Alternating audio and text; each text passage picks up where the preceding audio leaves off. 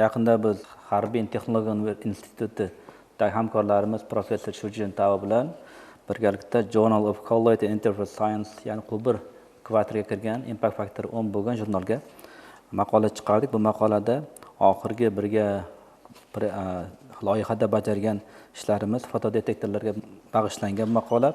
Ya'ni bu maqolaning ma'nosi kumush bilan legirlangan vismutish tellurid nano qavatlarini ultrabinafsha, yaqin infraqizil va ko'rinadigan sohadagi fotodetektorlarda ishlatishga bag'ishlangan. Bu olingan natijalar avvalgi natijalarga qaraganda 4 marta sezgirlik yuqori bo'lganligi bilan ajralib turadi va bunday fotodetektorlar kelajakda respublikamizda ham juda muhim ahamiyatga ega hisoblanadi. Keyingi tadqiqotlarda ham albatta bunaqa fotodetektorlar bo'yicha birgalikda ishlar mo'ljallangan. Yana bir maqolamiz masalan kelajakda o'sha aynan bilishlayotgan perovskit kvant nuqtalarining fotodetektorlarga bag'ishlanadi.